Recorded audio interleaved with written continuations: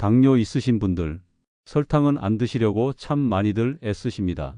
그런데 설탕보다 더 위험한 것이 있다는 걸 아시는 분은 많지 않습니다. 달지 않다고 방심하거나 건강해 보인다고 믿고 드시는 음식들이 오히려 설탕보다 더 강하게 혈당을 자극할 수 있다는 사실 들으시면 깜짝 놀라실 겁니다. 서울 양천구에 사는 74 김정임 어르신은 이런 말씀을 하셨습니다. 선생, 나는 단 건 정말 끊었어요. 설탕 커피도 안 마시고 밥도 반 공기만 먹는다니까요. 근데 왜 혈당이 계속 오를까요? 공복 혈당이 162, 당화 혈색소는 7.8. 분명 식단을 관리하고 계신데도 수치는 전혀 내려가지 않고 있었습니다.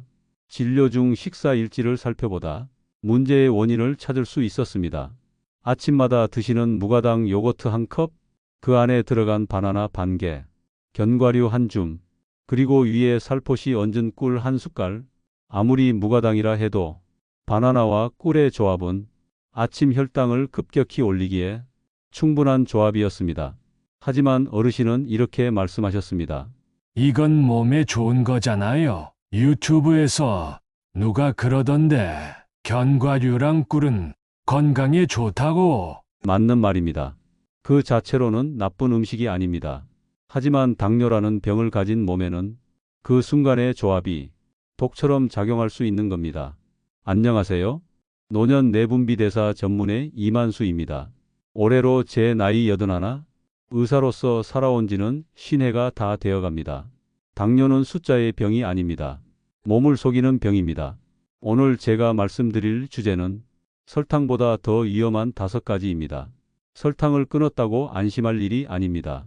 오히려 건강을 위해 먹는다고 선택한 것들이 당을 더 올릴 수 있다는 사실 꼭 아셔야 합니다. 오늘 이야기는 당뇨를 앓고 계신 60대, 70대, 80대 어르신들께 아주 중요한 지침이 될 수 있습니다. 과연 어떤 것들이 설탕보다 더 위험한 것일까요? 그리고 왜 그런 음식들이 우리 몸을 더 힘들게 만드는 걸까요? 이야기를 시작하기 전에 좋아요와 구독을 꼭 부탁드립니다. 여러분의 관심이 이 채널을 계속 이어가는 힘이 됩니다. 그리고 오늘 소개해 드릴 5가지 중 여러분도 이미 자주 드시고 계신 게 있을 겁니다. 그 음식들이 우리 몸에 어떤 영향을 주는지 의학적으로 낱낱이 풀어드리겠습니다. 혹시 당뇨 진단을 받았는데도 수치가 잘 떨어지지 않아 고민 중이시라면 지금부터의 이야기를 꼭 끝까지 들어주시기 바랍니다. 우리 몸은 정직하게 반응합니다. 당을 올리는 음식은 입으로 들어오는 순간부터 췌장을 긴장시키고 혈관을 자극하기 시작합니다. 설탕은 우리가 조심합니다. 하지만 오늘 알려드릴 이 5가지는 대부분의 사람들이 방심한 채 매일 먹고 있습니다. 그럼 이제 설탕보다 더 위험한 첫 번째를 하나씩 짚어보겠습니다. 설탕보다 더 위험한 첫 번째 바로 흰쌀밥입니다. 서울 강동구에 사는 68세 유기남 어르신은 오랫동안 당뇨를 관리하고 계셨지만 최근 들어 식후 혈당이 급격히 오르면서 약을 늘려야 하는지 고민이 많으셨습니다. 선생, 나는 밥만 먹어요. 과자나 단 건 절대 안 먹어요. 진짜 건강하게 먹는데 왜 점점 나빠지는 걸까요? 그 말에 식사 습관을 하나하나 여쭤봤습니다. 어르신의 식단은 아침, 점심, 저녁 모두 흰쌀밥 위주였고 반찬은 나물이나 국 종류로 소박하게 드시고 계셨습니다. 문제는 바로 이 흰쌀밥이었습니다. 흰쌀은 섬유질이 거의 제거된 정제 탄수화물입니다. 당분은 없지만 몸속에 들어가면 소화가 너무 빨리 되면서 포도당으로 급격히 바뀝니다. 결과적으로 혈당을 빠르게 올리는 속임수 음식이라 볼 수 있습니다. 흔히 설탕만 조심하면 된다고 여기지만 정제된 탄수화물, 특히 흰쌀밥은 설탕만큼 혹은 그 이상으로 혈당을 자극하는 식품입니다. 흰쌀밥 한 공기는 설탕 10스푼을 먹은 것과 혈당 상승 곡선이 매우 유사합니다. 더욱이 노년층의 경우 췌장의 인슐린 분비 능력이 약해져 있어 같은 양의 밥을 먹어도 혈당이 훨씬 더 빠르게 올라갑니다. 그래서 저는 유기남 어르신께 쌀밥을 현미밥으로 바꾸고 한 끼의 밥 양을 공기 반 이하로 줄이도록 권했습니다. 그리고 밥보다 먼저 섬유질이 풍부한 나물이나 샐러드를 꼭 먼저 드시라고 안내해 드렸습니다. 이 조절을 시작한 지 약 3주가 지나고 식후 혈당이 50 가까이 떨어졌습니다. 약은 줄이지 않았지만 늘리지는 않아도 될 정도로 몸이 훨씬 편안해졌다고 하셨습니다. 사실 많은 분들이 흰 쌀밥을 먹으면서도 이게 당뇨에 그렇게 해롭다는 걸 깊이 인식하지 못하고 계십니다. 그래도 우리나라 사람은 밥심으로 산다는데 그걸 줄이면 뭐 먹고 살아요? 이렇게 말씀하시는 어르신들 참 많습니다. 그래서 중요한 건 밥을 끊는 것이 아니라 바꾸는 것입니다.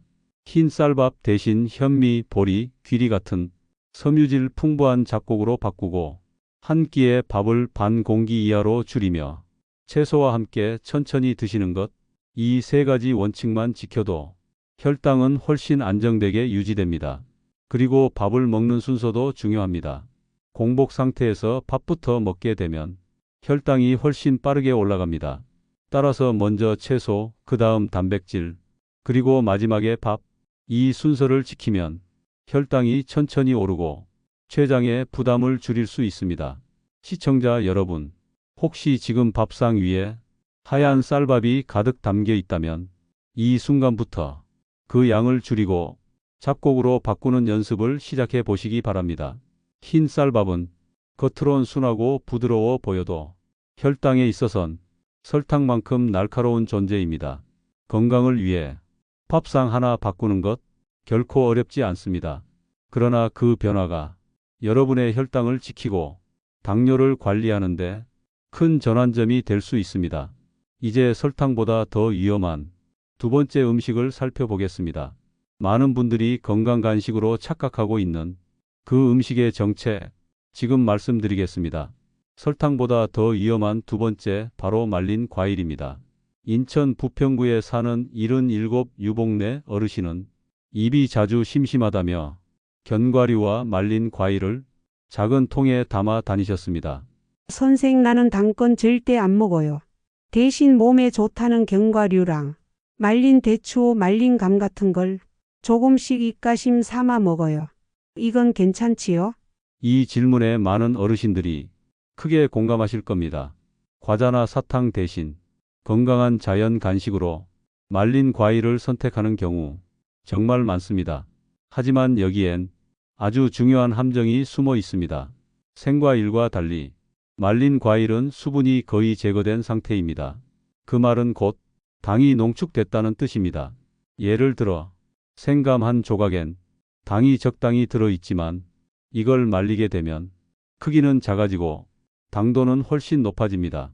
심지어 씹는 시간이 짧고 흡수는 더 빠릅니다. 증말린 과일은 당분 덩어리가 된 과일이라 설탕보다 더 빠르게 혈당을 자극할 수 있습니다. 유복래 어르신의 혈당이 식사량은 늘지 않았는데도 점점 오르던 이유가 바로 여기에 있었습니다. 작은 통 하나에 들어있는 말린 대추 5개, 말린 감 2조각, 견과류 섞은 그 조합은 설탕 5숟갈 이상과 비슷한 혈당 반응을 보입니다. 여기서 많은 분들이 묻습니다. 과일인데 왜 나쁘죠? 비타민도 있고 섬유질도 있잖아요. 맞습니다. 생과일에는 수분과 섬유질이 함께 있어 당 흡수를 천천히 해줍니다. 하지만 말린 과일은 수분은 사라지고 당과 당만 남게 됩니다. 게다가 시중에 판매되는 말린 과일 중 상당수는 맛을 좋게 하기 위해 추가로 설탕이나 시럽을 입히기도 합니다. 이건 당뇨 환자에겐 그야말로 조용한 독과도 같습니다. 유복래 어르신께는 간식을 과감히 바꾸도록 조언드렸습니다. 말린 과일 대신 생당근 스틱, 오이, 방울토마토 같은 수분 많고 당 낮은 채소 위주로 구성하고 견과류는 하루 5알 이하로 제한했습니다. 2주 후 식후 혈당이 안정되기 시작했고 식전 저혈당 증상도 사라졌습니다. 무엇보다 밤중에 깼던 횟수가 줄어 잠이 편해졌다고 하셨습니다. 여러분, 지금 냉장고나 주방에 건강 간식이라고 믿고 보관 중인 말린 과일 있으신가요? 혹시 설탕은 안 먹으니까 괜찮겠지 하고 꺼내 드셨던 적 있진 않으신가요? 말린 과일은 우리 눈엔 작고 무해해 보이지만 당뇨에겐 크고 강력한 자극입니다. 먹지 말라는 것이 아닙니다. 먹되 그 양과 방식 그리고 빈도를 철저히 조절해야 한다는 겁니다. 하루 한두 조각 정도 식후 간식으로 제한하는 건 괜찮습니다. 하지만 입이 심심하다고 중간중간 계속 드신다면 그건 결국 당을 쌓아가는 행동이 됩니다. 혹시라도 말린 과일을 식단에서 꼭 유지하고 싶으시다면 무가당 제품인지 반드시 확인하고 소량만 준비해 두시길 권합니다. 당뇨를 이기는 식습관은 무조건 참는 것이 아닙니다. 내 몸이 어떻게 반응하는지를 알고 그에 맞게 조절하는 지혜가 필요합니다. 말린 과일, 작은 조각 안에 숨어 있는 큰 당이 비밀. 오늘부터 기억하시기 바랍니다. 이제 세 번째로 설탕보다 더 무서운 또 하나의 숨은 주범을 살펴보겠습니다. 바로 이 음료입니다. 당이 없다고 믿고 마시지만 실은 가장 빠르게 혈당을 흔드는 그것 지금 말씀드리겠습니다. 설탕보다 더 위험한 세 번째 바로 무가당이라 쓰인 음료입니다. 경기도 분당에 사는 73 김희성 어르신은 진료실에 들어오시자마자 이렇게 말씀하셨습니다.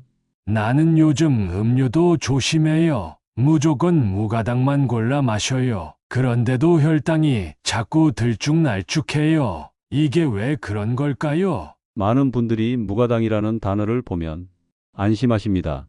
설탕이 안 들어갔으니 혈당에 영향이 없겠지 하고 말이죠. 하지만 여기엔 중요한 오해가 있습니다.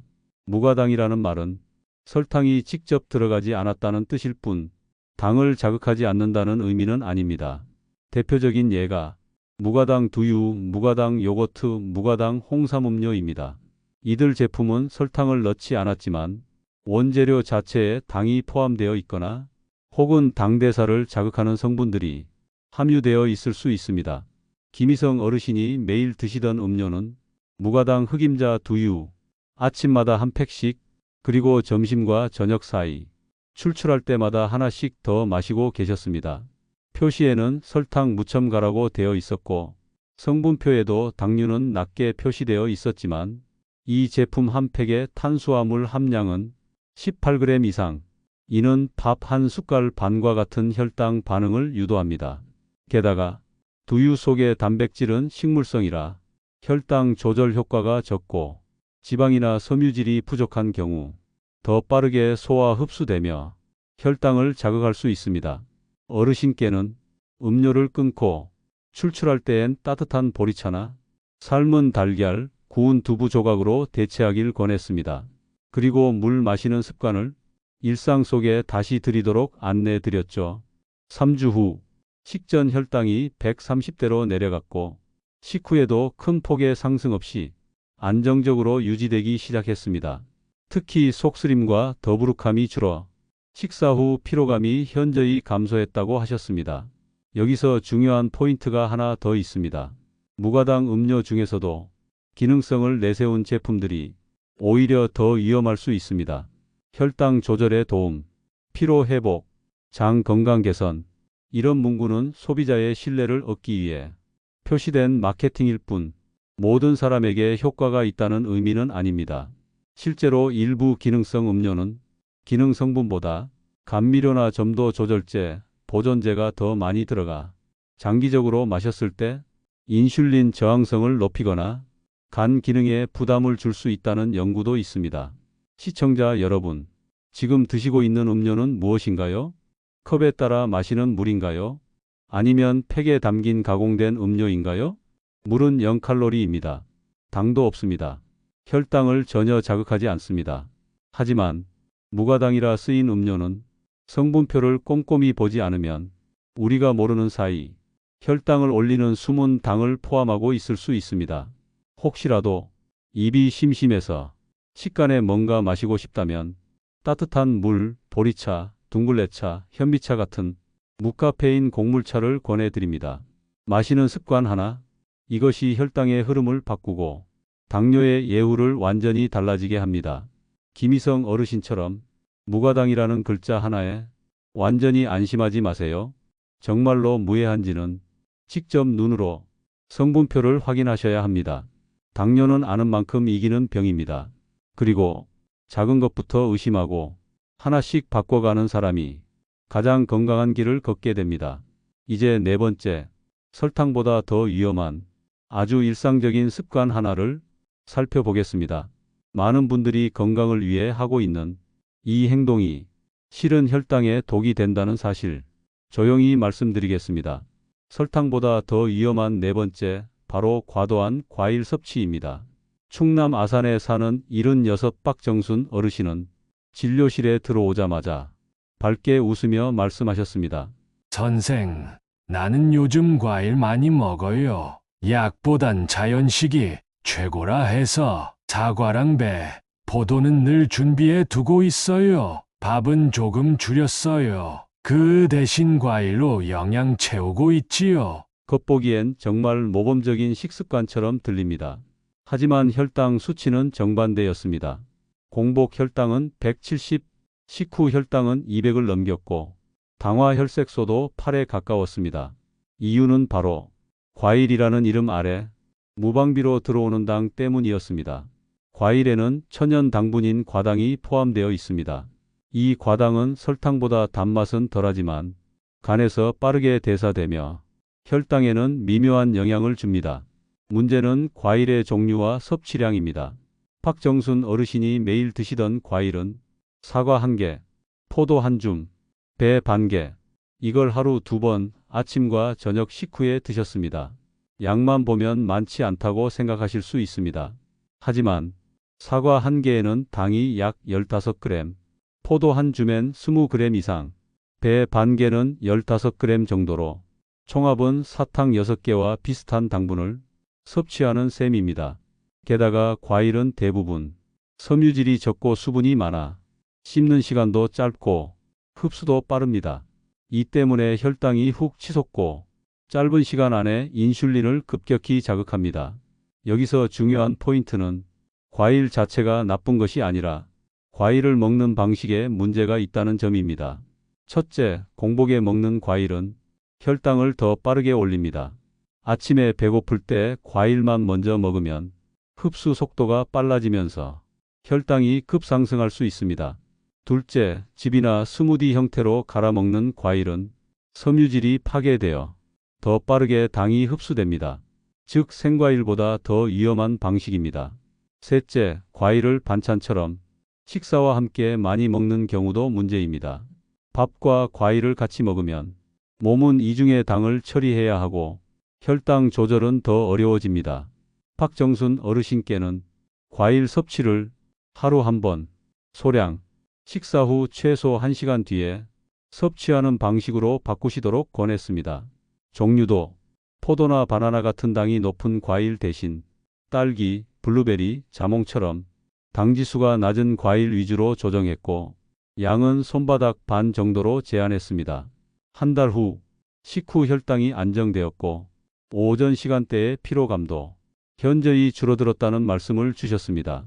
여러분, 혹시 지금 건강에 좋다 믿고 과일을 과하게 드시고 있진 않으신가요?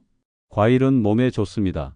하지만 당뇨를 가진 분에겐 그 좋음이 과함이 되는 순간 몸에 자극이 됩니다. 몸에 좋은 건 맞습니다. 그러나 많이 먹는다고 더 좋은 건 아닙니다. 과일을 드시되 식후에 소량, 천천히 꼭꼭 씹어 먹는 것, 이것이 당뇨를 가진 분들이 지켜야 할 과일 섭취의 기본입니다. 건강을 위한 선택이 내 몸을 해치는 결과가 되지 않도록 오늘부터 과일도 절제를 기억해 주세요. 이제 설탕보다 더 위험한 5번째 마지막 항목을 알려드리겠습니다. 이것은 음식이 아니라 우리가 무심코 반복하고 있는 하루의 작은 습관 하나입니다. 당을 먹지 않아도 몸속에서 당을 쏟아내게 만드는 그 습관에 대해 말씀드리겠습니다. 설탕보다 더 위험한 5번째, 바로 수면 부족입니다. 경기 안양에 사는 78 고영철 어르신은 오래전부터 당뇨약을 복용하고 계셨지만 최근 들어 식후 혈당이 잘 조절되지 않아 식단을 바꿔도 효과가 없다며 찾아오셨습니다. 식사 일지를 보면 밥 양도 줄었고 간식도 거의 드시지 않았습니다. 물도 충분히 마시고 산책도 꾸준히 하고 계셨습니다. 그런데 한 가지 간단하지만 중요한 사실이 있었습니다. 요즘은 새벽 2~3시면 눈이 떠져요. 그냥 깼다 하면 다시 잠이 안 오더라고요. 매일 잠을 설쳐 하루 평균 수면 시간이 4시간 남짓, 이것이 고영철 어르신의 혈당을 조용히 끌어올리는 원인이었습니다. 사람의 몸은 수면 중에 혈당을 조절하는 호르몬을 안정적으로 분비합니다. 특히 깊은 잠에 들어야 인슐린의 민감도가 회복되고 간에서 포도당을 과도하게 내보내는 것도 억제됩니다. 하지만 수면이 부족하면 인슐린의 효율이 떨어지고 코르티솔이라는 스트레스 호르몬이 분비되어 간에서 당이 계속 방출됩니다. 이것이 바로 자는 동안에도 혈당이 오르는 이유입니다. 하루 한두 시간만 덜 자도 혈당 수치는 식단 변화만큼의 영향을 받을 수 있습니다. 실제로 수면 시간 5시간 이하인 사람은 7시간 이상 자는 사람보다 당뇨 발병률이 1.7배 높다는 연구 결과도 있습니다. 고영철 어르신께는 저녁 9시 이후 스마트폰이나 TV를 멀리하고 매일 같은 시간에 잠자리에 드는 생활 습관을 먼저 드리도록 했습니다. 또 자기 전 따뜻한 물에 발을 10분 담그고 보리차 한 잔으로 속을 편안히 만드는 작은 수면 루틴도 함께 드렸습니다. 한 달 후 공복 혈당이 143으로 떨어졌고 아침에 일어나도 몸이 무겁지 않다며 오랜만에 컨디션이 안정된다는 말씀을 주셨습니다. 여러분, 혹시 요즘 잠을 자도 개운하지 않거나 자주 깨는 일이 반복되진 않나요? 당뇨를 가진 분들에게 수면은 그 어떤 약보다 중요한 자기 회복의 시간입니다. 식사나 운동만큼 잠도 관리하셔야 합니다. 수면은 몸이 스스로 혈당을 정리하고 췌장을 쉬게 만드는 하루 중 가장 소중한 회복 시간입니다. 그래서 저는 모든 당뇨 환자분들에게 밤 11시 이전 취침, 6시간 이상 수면, 자기 전 전자기기 사용 최소화, 이 세 가지를 꼭 지켜달라고 당부드립니다. 당뇨는 내가 내 몸을 얼마나 쉬게 해주는가에 따라 진행 속도가 완전히 달라질 수 있습니다. 고영철 어르신처럼 식사는 그대로인데 잠만 잘 자도 혈당은 조용히 내려가기 시작합니다. 우리는 자는 동안에도 몸속에서 많은 일이 일어납니다. 그중 가장 중요한 것 중 하나가 혈당 조절입니다. 지금 이 방송을 듣고 계신 여러분도 혹시 오늘 밤 몇 시에 잠자리에 드실 예정인가요? 당뇨를 진짜 다스리려면 먹는 것보다 자는 습관부터 바로 잡아야 합니다.